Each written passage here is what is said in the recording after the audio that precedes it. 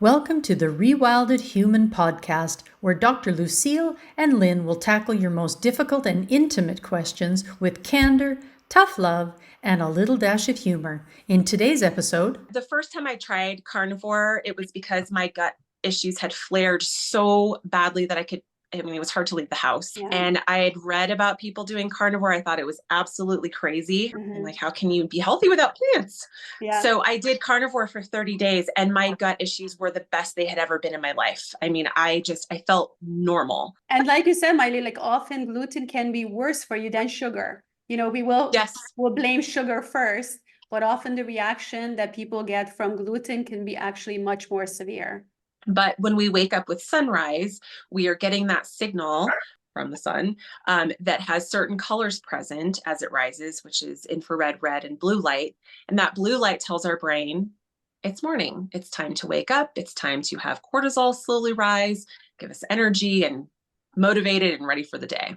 Mhm. So it's resetting our circadian rhythm.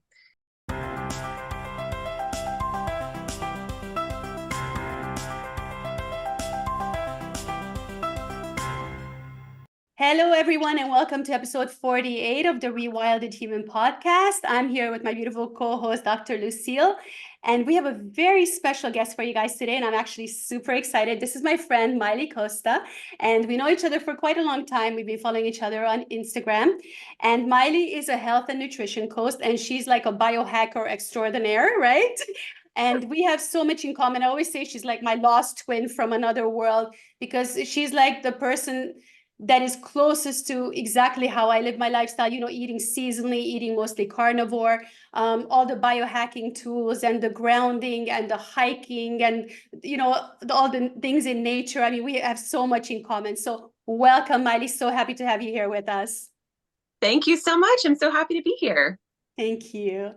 Let's get started with you telling us about your personal health struggles and how you found quantum healing, how you got involved in this whole industry, if you don't mind. Sure. I will try to keep it relatively short. No worries. Take your time.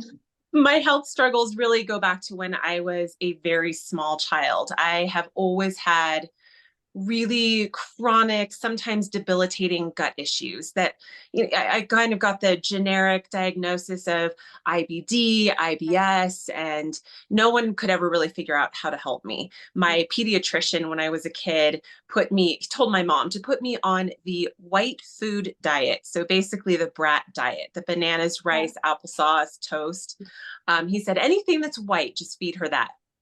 So, and the only thing that I can say he was onto there is it was void of fiber, and fiber actually is one of my biggest issues. So, yeah, I ate a lot of white foods as a kid, so I'm sure I was very nutrient deprived. Yeah, for sure. Sorry to interrupt, Maili, but one question just popped into my mind. Were you breastfed as a baby or bottle fed? No, I was bottle fed because I was actually adopted. So, okay. Yeah. I see. Yep. That could have been the big. Yeah, I think I started off just not having all of that, that amazing, healthy gut microbiome. Yeah. So yeah, I was sort of on the path to gut issues right from the beginning, unfortunately. Wow. But yeah, then when I was 10, I did a project for school about, I think it was animal welfare or animal abuse or something really awful. And I went to the Humane Society and I did my research there. And I decided from that point on that I was going to be a vegetarian. So I announced to my family, I'm a vegetarian now, and I pretty much stayed plant-based. There was periods of having fish or maybe a little chicken here and there, but for the most part, I was plant-based. And then as I got older and I was having, still having gut issues, I thought, well, I just need to plant-based harder. Or it wasn't called plant-based then, it was vegetarian. Vegetarian, yeah. Yep. So I basically became vegan for periods of time. So I would take out the eggs and the dairy and just all of the animal products and increase my fiber because that's the advice I was getting. And my gut issues would just get worse. And so then I would throw up my hands and be like, okay, I'm just going to eat junk. Actually, I hate to say it, but my gut issues would get a little bit better because of the removal of the fiber. Yeah. So yeah, I just, went through this whole plant-based thing. And then eventually I found paleo, which led me to keto, which Mhm. eventually led me to carnivore or ketovore, which Yeah. is where I am now. But I had all kinds of health issues along the way. And I'm sure a lot of it stemmed from the diet that I was eating and the gut issues I was having. But I had symptoms, very severe symptoms of hypothyroidism after I had my first baby, although at the time I didn't know that it was hypothyroid symptoms. Yeah. And I went to my doctor and I told her, gosh, I'm feeling like I'm getting the flu every day. I'm so exhausted, and not just new mom tired, like just exhausted to my bones. My muscles ache, my hair's falling out, my skin's dry, all the classic Yeah. hypothyroid symptoms.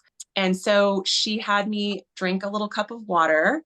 She looked at my thyroid as I swallowed, and she palpated it a little bit and she said, well, your thyroid feels fine. So all I can tell you is just keep moving. And that was my.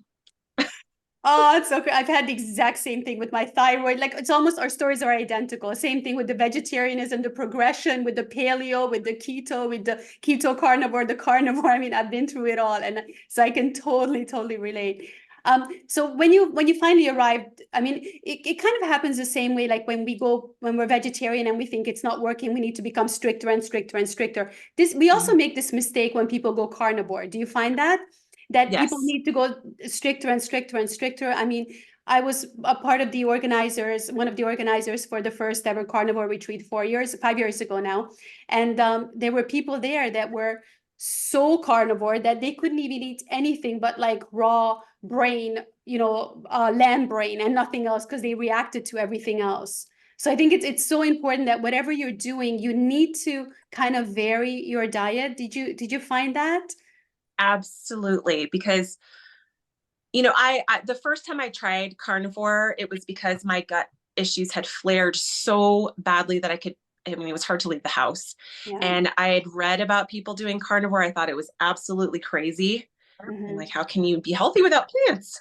Yeah. So I did carnivore for 30 days and my gut issues were the best they had ever been in my life. I mean, I felt normal. Yeah. And although unfortunately I went away from that, I thought, oh, well, I've healed myself. And I started introducing all kinds of foods, most of which actually were okay, Yeah. until I decided, oh, I'm going to try gluten. Hmm. And that was a complete disaster, Yeah. landing me in the hospital for several days. And Wow. um, What so, happened? What then, happened? How did you react to gluten? Like, why did you end up in the hospital? so it started with a pecan pie that a friend of ours had sent us from a Texas restaurant known for their amazing pies. And I Hmm. thought, well, I'm so healed now, and I'm Hmm. going to try a piece of this pie. And I actually felt okay. I did not have a gut response. Um, I felt pretty normal. And Hmm. so I had another slice the next day, and then neighbors brought cupcakes over. It was around Christmas time. And it was kind of a roller coaster of sugar and gluten over about a week and a half to 2 weeks. Yeah. And I started feeling symptoms slowly over that time, but I wasn't associating it with the gluten because it wasn't my gut. It Yeah. was actually, I started having numbness and tingling in my arm. Hmm. I started having trouble seeing out of one eye. Mm. I was having panic attacks. I remember sitting and watching a movie, and I actually felt, this is going to sound so strange, but it almost felt like electricity going through my body. My heart was racing. And it would eventually pass. I mean, these things, they'd come on, I'd sweat and I'd shake and just kind of like, oh my gosh, what's happening? Kind of classic Yeah. anxiety symptoms. And I just kept brushing it off. I actually blamed the sugar before I Hmm. blamed the gluten. And it got so bad, though, that I started to think maybe I'm having a heart attack. I mean, Yeah. this is just the weird numbness and the tingling down my arm and the vision and the heart racing and all of those things. And so I went to urgent care, and after a really quick evaluation, they said, you need to go right to emergency. Wow. So I went to emergency, and I thought, they're just going to send me home, tell me I'm having a panic attack. But the doctor there said, we'd like to admit you because we need to rule out that you're not having a stroke. You're having symptoms of a stroke. So at that point, I knew I wasn't really having a stroke. I still hadn't totally pinpointed the gluten, but I figured it was something that I'd been eating, and it didn't take me long to come back to the gluten. And I did try and tell the doctors, but they just kind of, oh, okay, yeah, gluten. So I had a million tests that ruled out pretty much everything except for a thyroid nodule. I did find a thyroid nodule. And it took about a month for me to detox that gluten, and I've never touched it since. Wow. So your story reminds me of the stories of a lot of my clients as well. And yes, they do have chronic anxiety issues, et cetera, et cetera.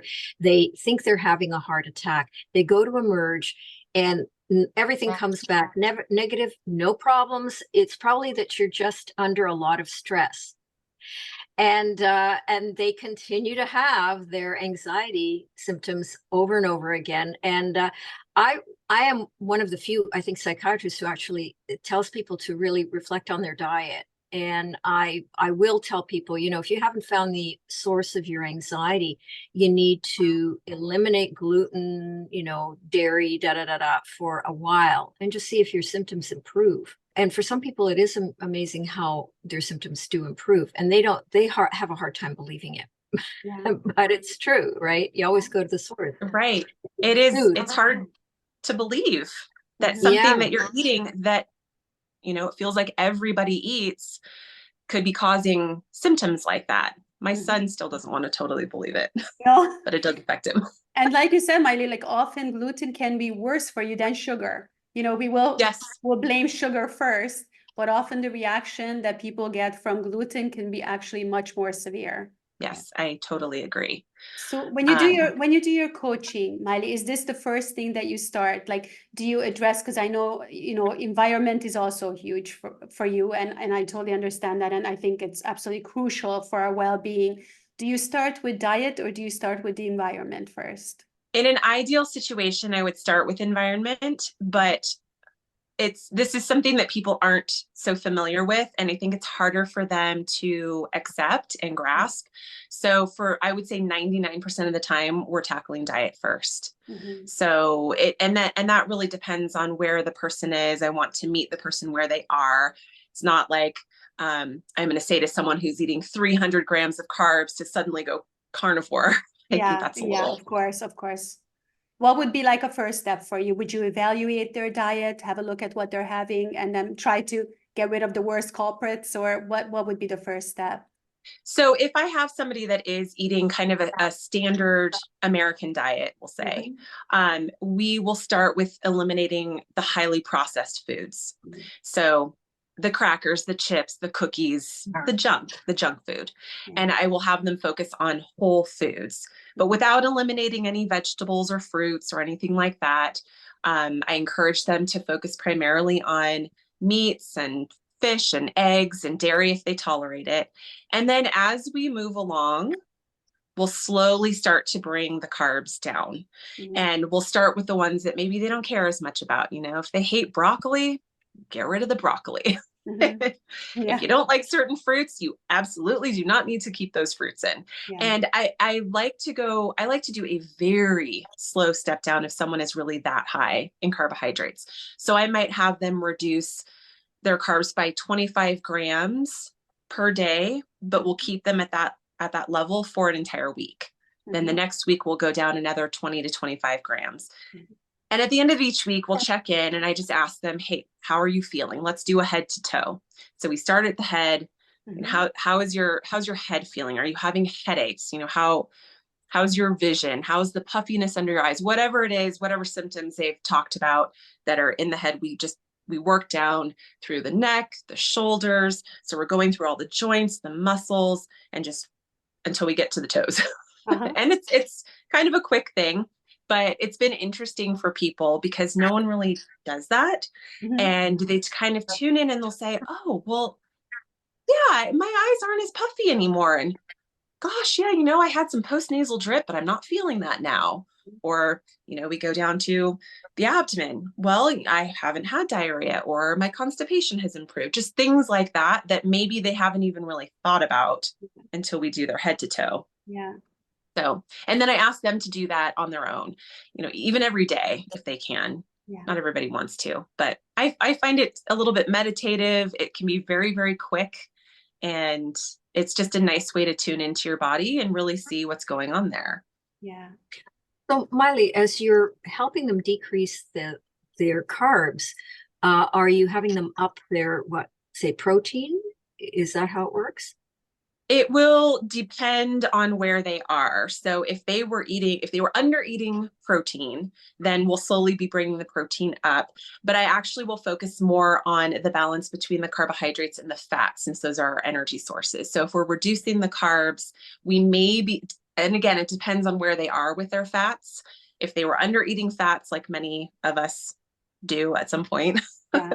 then I will slowly have them increase the fats. Although I'm very careful with that because that can cause some digestive issues. And when people have been under eating protein and under eating fat, they often lose the digestive enzymes needed to help them process and digest them. So we just do things very slowly and gradually. I haven't had very many people come to me though that are extremely high carbohydrate. Most people are already somewhat animal based and just needing to kind of dial in their macros and figure things out. So for those of our listeners who have not, made the distinction among all these diets, can you just briefly tell us what the differences are for, in terms of paleo, keto, and carnivore? Sure.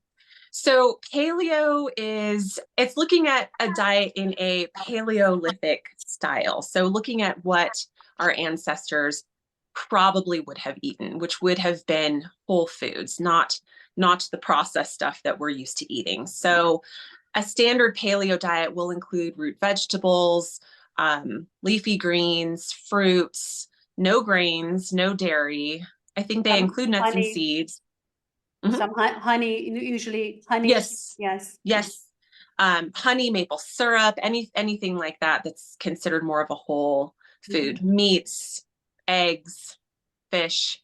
Or if you ask the vegans, then it was just grass and mushrooms, right? Right. Yeah, that's how we evolved. Yes, they ate all the sour berries. Yeah, exactly. I always use that argument because, when it's like, for example, like here in Spain or Gibraltar, where I am, in the summer, there's nothing to eat. Everything is just dry and burnt, right? For like 6 months. And then in the summer, it's all thorny. There's nothing to eat other than animals. Like if you're out in the wild, there is literally nothing to eat. So, I mean, what would the vegans be eating? Like dry grass? I don't think so. Right. Well, and that's the same where I live. I'm in the mountains in Northern California. And during the winter, I mean, my house is completely covered in snow. Yeah, I remember. There's nothing. Yeah. So unless you're climbing the tree and eating pine needles, you'd be animals. Starving. Yeah. Yeah. So that's the paleo diet, which was very popular. It was very popular about like maybe 10, 15 years ago, right? We were all doing paleo. And then it kind of, we went from paleo to the keto diet becoming more popular, right? So tell us a little bit about the keto diet as opposed to the paleo diet, what the difference would be. Sure. So the keto diet, the ketogenic diet was actually created in, I think it was in the 1920s for people with drug resistant epilepsy. So to help control seizures. And in a therapeutic sense, the ketogenic diet would be very high fat, moderate to low protein, and very, very low carb, if any carb at all. The keto diet, as it's gotten more popular, as you know, it's kind of turned into all these different things. I think it depends really on what the person is using it for. So most people that I come across, they want to use it to help them lose weight. And if you're using a ketogenic diet to lose weight, it doesn't need to be in those therapeutic ranges. It's reducing carbs, it's having adequate fat, it's having adequate protein. Yeah, but it doesn't need to be at 70% fat as it was originally. Right, exactly. Yeah. So, but therapeutically, then yes, my husband actually had cancer a few years ago. And one of the first things that I did was put him on a therapeutic ketogenic diet. So his fats were at 70 to 80%. And we did bring his protein down. It's not no protein. There's protein. And I mean, almost no carbohydrate. So there was some, like I would use avocados and things like that. But so carbohydrate. Ketogenic is very low carbohydrate, fat, and protein. And then the carnivore diet is, just meat-based, basically. I mean, there are different variations of the carnivore diet as well. Some people do a very strict carnivore diet. Some people do a raw carnivore diet. So there are many different variations, definitely. But let's get into the good stuff. So let's talk about the whole circadian rhythm of life, how it relates to our health, to losing weight for people, how light affects everything. And let's talk about that a little bit. So I'll just use myself as an example. I, had tried that carnivore diet for 30 days and had that great success, and then fell off of it, went back to keto, but my gut issues, they did come back, and they came back with a vengeance. So I thought I just need to go back to carnivore. And I did. I went back to carnivore, and for the first few weeks, I was a little better.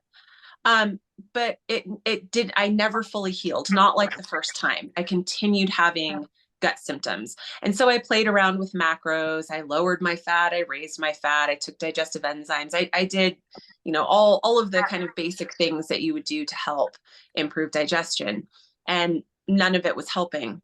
So I actually found Sally K. Norton, her book, Toxic Superfoods, and realized that if you go carnivore and take out all foods that are high in oxalates, which are like little glass shards in the plant, in certain plants, higher in some plants and others, that are just part of their defense mechanism. But as we eat them, they can build up in our tissues and cause all kinds of crazy symptoms, many of which I was having, and never associated it with the high oxalate content of my old diet. So when you take these high oxalate foods out very quickly, your body's like, whoa, okay, I can dump all these oxalates now. And it's oftentimes just too much for our bodies to be able to handle all at once. So I started to actually include some high oxalate foods or moderate oxalate foods to help with the gut symptoms. But at that time, I also found circadian biology and quantum biology. And that really deals with our environment, specifically our light environment. And what I, in a nutshell, came to realize is that I was never fully healing my gut lining because of my personal light environment, which was very much artificial light. Even though I've been a trail runner for years and years, and I spent the majority of my days outside, my nighttime was always brightly lit, watching TV, looking at my phone, on the computer, going to bed really late. And so what I learned through circadian biology, quantum biology, is that my body was not making adequate levels of melatonin, which is needed to run repair processes as we sleep. So not only was I eating a very high oxalate, plant-based, high fiber diet for most of my life, I then immediately took them out, was oxalate dumping, and then also in this very unhealthy, artificially lit environment. So that's how I came to circadian biology. Really was still my gut, trying to heal my gut. And it was Sarah Kleiner Wellness, who I first found talking about circadian biology, and that's what got me interested in it. Do you follow Dr. Jack Kruse as well? Yes. Yeah. That's how I found all this about 12 years ago. And I've been doing the cold baths and everything since then. The grounding, that he was the first one that introduced me to it. And he's brilliant, very difficult to understand, especially when you first come across him. It's like you need a translator. He's a neurosurgeon, Dr. Jack Kruse. So he's very, he's the way he speaks, it's not to the common folk. So it takes a lot to understand. But once you understand the concept, it's like mind blowing. So Maili, what would you recommend to clients when they come to you? And for example, you've got a lady and she's over 50 and she's trying to lose weight. Other than diet, how do you fix her environment? Where does she start? Okay, so if somebody is coming to me and they're wanting to lose weight, we've already tackled diet and she's still struggling. And I do try to sprinkle this in right from the beginning, at least to plant the seed. Yeah. But I will first explain what circadian rhythms are. It's your body's internal clock that's driven by our light environment. And so these signals that we receive through our eyes and through our skin tells the brain basically what time of day it is. It then orchestrates this entire symphony of clocks within our bodies telling every single part of us what to do and when to do it.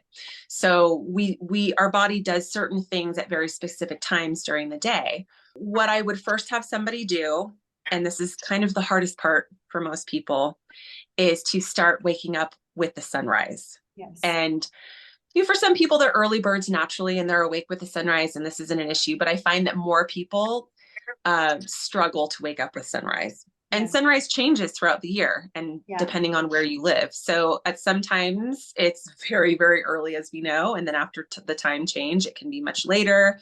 So it can be a little bit of a struggle for people.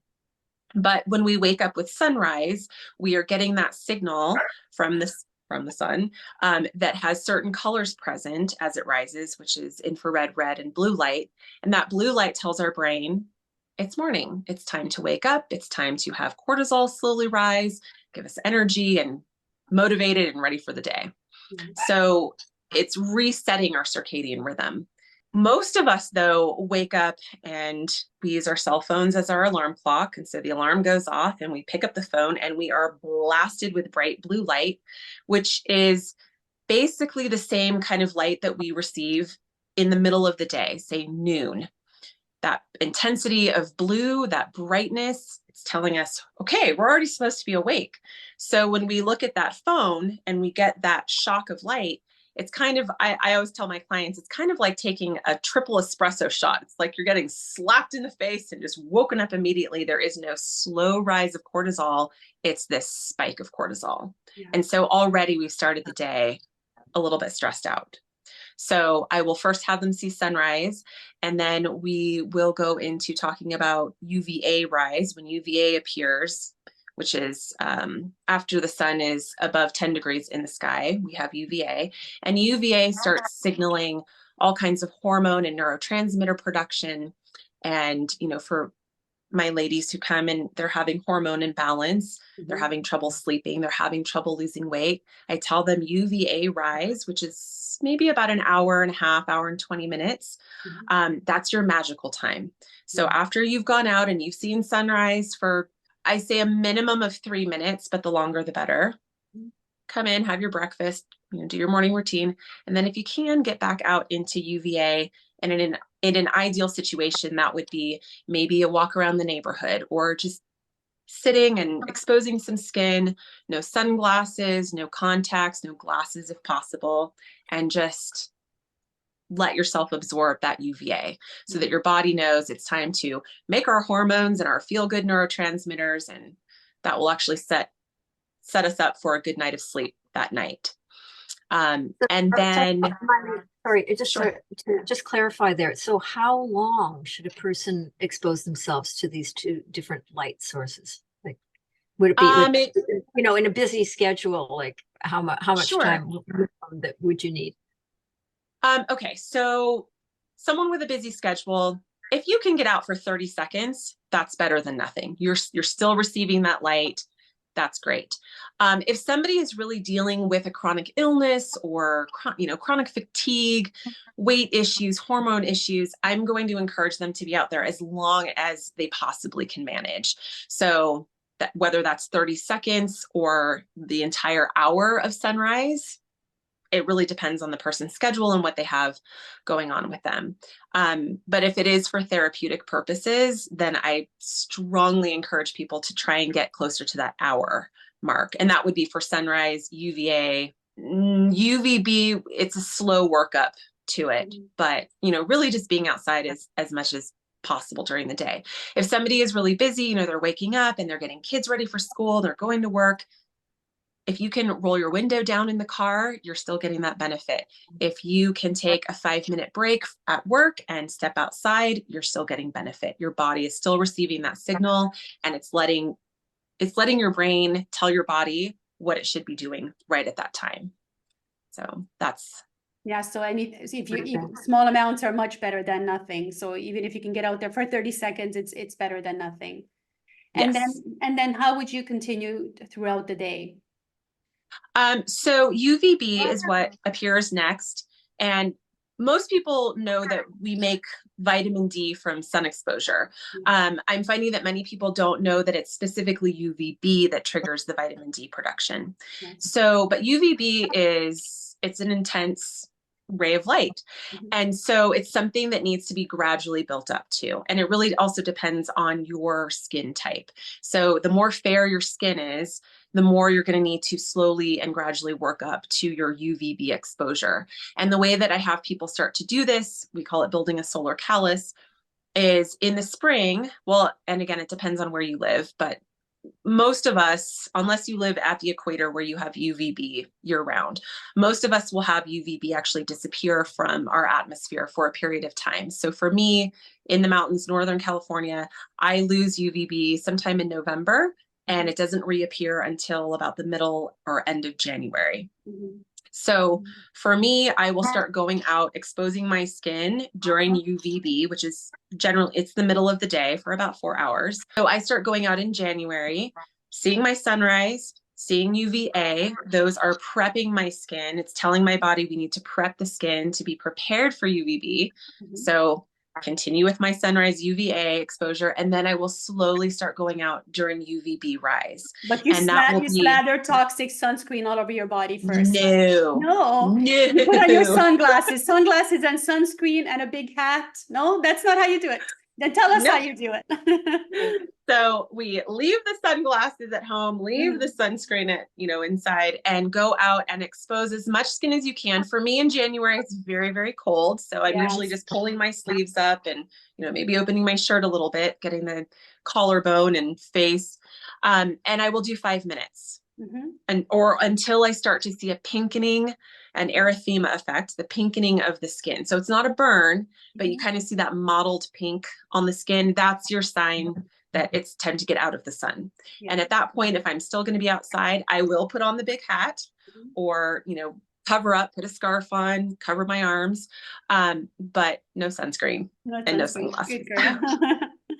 Now let's talk about the lights inside, the indoor lighting. What's wrong with the indoor lighting? So our indoor lighting is not full spectrum sunlight. And we know the colors that we can see because we see the rainbow, but there's also the colors that we can't see, the infrared and the UV. So our light bulbs do not, our old incandescent light bulbs, they do have infrared. That's the heat that you feel coming off the bulb, but they do not contain UVA or UVB. So I would say incandescent lights are a better choice. But if you're like me in California, they are making it very, very difficult to purchase incandescent lights. They are banning incandescent lights. So most of us are in homes and offices and schools with either fluorescent lighting or LED lighting because it's energy efficient. The problem with this is that most of those fluorescent and LED lights, they are very rich in bright blue light and they're lacking in the other colors.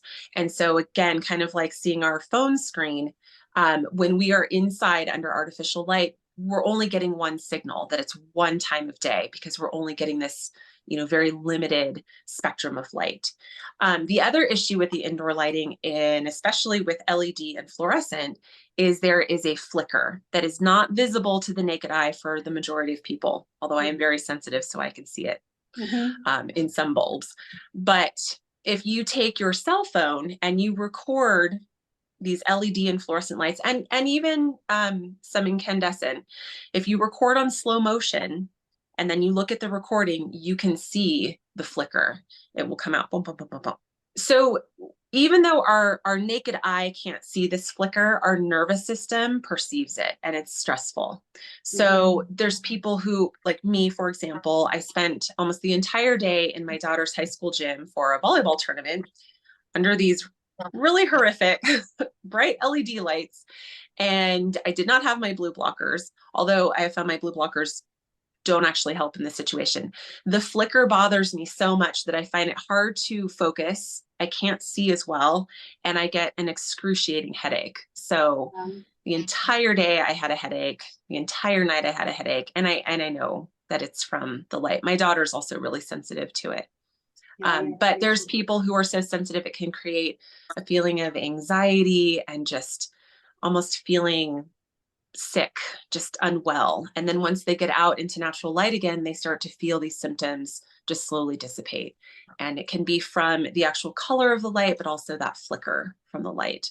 Incredible, absolutely incredible. People have no idea about this, you know, like you don't even, you just turn on the lights and that's it. I mean, I have this rule, like, especially after sunset, I never turn on the lights, but like, this is just a natural light right now in my office. I will need to turn it on because the sun is setting. But normally, if I was in this podcast, I've got a red light behind me. If I need light, I put on the red light, but I don't put on any lights. Even in the bathroom, I get ready, like pretty much in the dark because I just will not put on the overhead lights. So I totally understand that. But speaking of which, Maili, can you tell us your nighttime routine? So when it comes to lights and everything, or you playing on your iPad before you go to sleep, I assume, no, and you keep your phone charged next to your head when you're sleeping, right?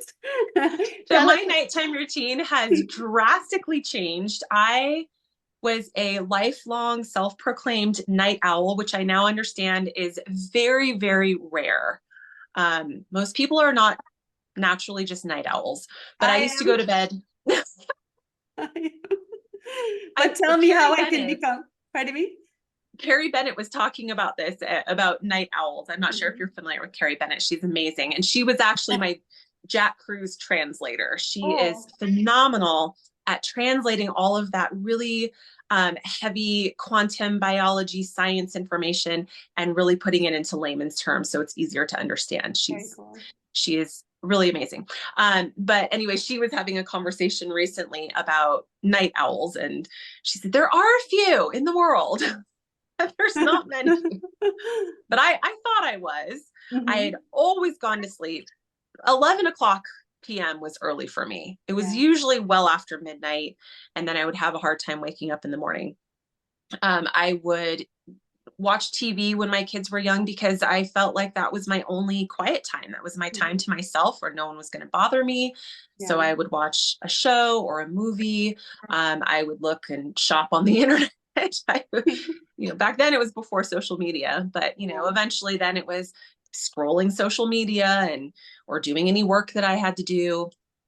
And then, with all the lights on in the house, so my big bright overhead lights. And then when I kind of started to get sleepy, I would distract myself and I'd have a second wind, which I now realize was a cortisol spike. I would also get very snacky. That's been a lifelong, really not great habit. Around 10 o'clock at night, I would suddenly feel hungry. And so I would start snacking and eat well into the night. Also couldn't figure out why I couldn't lose weight. Yeah, makes no sense. I don't get it. Right. And so after learning about circadian rhythms, I drastically changed my nighttime routine. And it was a hard transition in the very beginning for me. So I stopped turning on the lights, which is not the easiest thing in my house because I have 2 kids and a husband who are like, why are we walking around in the dark? But at least the big overhead lights, I try to keep those off. And if someone else in the family has to turn them on, I run out of the room like a crazy person. But I've also switched all of my light bulbs either to, when I can get incandescent, I will buy Edison style low watt, like a 40-watt bulb that's amber tinted. Yeah, they're wonderful. Yeah, it's a nice soft light. It's warm. It looks a little more like candlelight. I do like to light non-toxic candles if I can. And then my alternative to the incandescent, because it's getting so much harder, sometimes Amazon won't even ship them to California. You can't have them shipped. So I have a friend that lives right over the border in Nevada, and I will sometimes have some incandescent lights shipped to their house, and it feels very dicey. And they leave, like, can you bring me my light bulbs? Oh, how sad. But my alternative is I use a brand. I don't know if I can say a brand. Well, I have a brand of LED lights that is flicker free and it is blue light free. I buy their 1600 Kelvin sleep bulbs. So these are a very warm amber color. I have tried putting red light bulbs some places in the house, and my kids say that it looks very evil and demonic. Or it looks like a brothel. I always say the neighbors are looking down. This woman's running a brothel in her house. So I don't really use the red bulbs anymore. I just use either these incandescent or the flicker-free, blue light-free LED. And then I go to sleep no later than 10 o'clock, unless it's, some special situation. I usually try to be in bed by 9:30 or even earlier if possible. And no eating after sunset anymore. That's a huge one for me as well. And Yeah. do you do like any Epsom salt baths or anything, or cold shower before you go to bed? Or do you read any other like rituals that you do on a daily basis or nightly basis? Yeah, in the winter, I like to do Epsom salt baths, get that extra magnesium. I have an aversion to doing the cold. I know the benefits of cold plunges and cold showers. It's just, I can't bring myself to do it unless I'm in the ocean or a lake or something. I will use a cold vest that has little ice packs that you put inside of it. And so, we have these this brown fat, all of these receptors in the collarbone and in the back. And so I put the vest on and I will do that. And funny enough, I actually prefer to do that in the winter.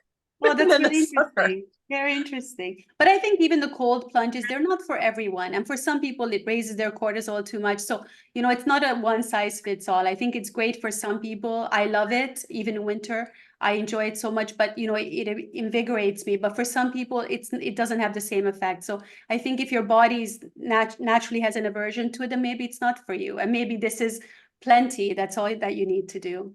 Right. And in the winter, I go out for my sunrise just in a tank top. And as long as it's at least 15 degrees Fahrenheit, I'm okay. Once it gets a little below that, I need a sweater on. But I agree about the cold plunging. And actually it's something that I learned from Carrie Bennett, that if something doesn't resonate with you, even though it may be healthy, it's good to listen to that. And I really go with that. And that's what I tell my clients too. There's some people who have an aversion even to going out in the sunlight. They have sunlight sensitivity. And so it's something that I think is possible absolutely to overcome, but it's something that I need to listen to. They need to listen to, so that we approach it in a different, more gentle way. So and anything that is healthy may not be healthy for you at a specific time and place in your life.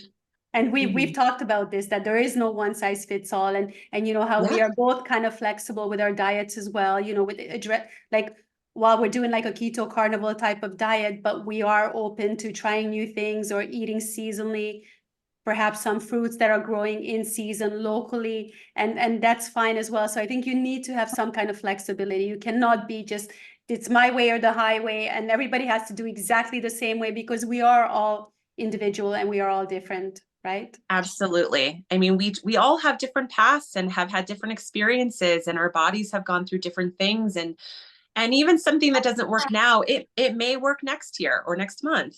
So I agree. So I love how you keep an open mind. Like, it's incredible. And it's so important to have an open mind, because, every time a lot of people, they find something new and they just get so strict about it, and it's not good, because you have to have some flexibility, and when it comes to healing and staying healthy, I think it's so important, and to keep an open mind and always learning new things, because things, right, Lucille, they change so quickly, and there's always new information. And I mean, what we the confusing thing is that the information that was absolutely 100% true gets contradicted by new scientific evidence comes down the pipe. Exactly. But I mean, we change and we evolve. Like what was true 10 years ago, or what I thought 20 years ago, we have a completely different belief system now. So it's good to change and evolve and eventually find the best thing that works for you, right? Right. And I think it always requires you learn by just listening to your body. Yes. That's the ultimate key to everybody's health, is you really have to tune into your body and learn how to read its signals. Right. Yeah, I couldn't agree more. That is so true. Maili, if somebody wanted to get in touch with you and learn more about your services and how you can help them, lose weight, get healthy and everything, how can they reach you? I am pretty much just on Instagram, and my Instagram is Health Coach Mais, MAIS. It's an old nickname a friend gave me. We'll link it below. So yeah, that's the They can best way reach to get out in touch through with me. Instagram. And Mhm. do you do coaching online or is it only in person? It's mainly online. Mainly So online. we Okay. we speak via Zoom, and my favorite is one-on-one coaching. I like to really get to know my clients and work with them for as long as they want to work together. But I feel like it's easier that way to kind of tune in and fine tune Yeah, whatever it is that they need. I agree. I agree completely. Well, thank you so much for coming on and speaking with us. I enjoyed this so much and we learned a lot from you, and we'd love to have you back down the line Yes, and dig a little absolutely. bit deeper into all of this, because it's valuable. You know, we still need to talk about grounding and so many other things that I wanted to talk to you about. But thank you so much, Maili. We appreciate you so much. And Thank you so much for having me. Yeah, I've learned a lot. Thanks a lot. This has been an education for me. Oh, I'm so happy. yeah. Thank you so much, Maili. All the best. Take care.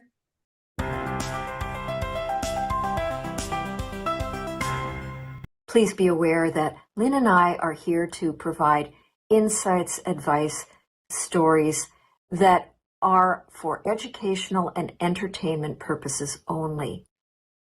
None of our content should be considered to be personal, medical, or mental health therapy. If you are experiencing a mental health or physical health challenge, please consult the appropriate healthcare specialist. We are here to provide the best possible content in an atmosphere of positive conversation and personal growth.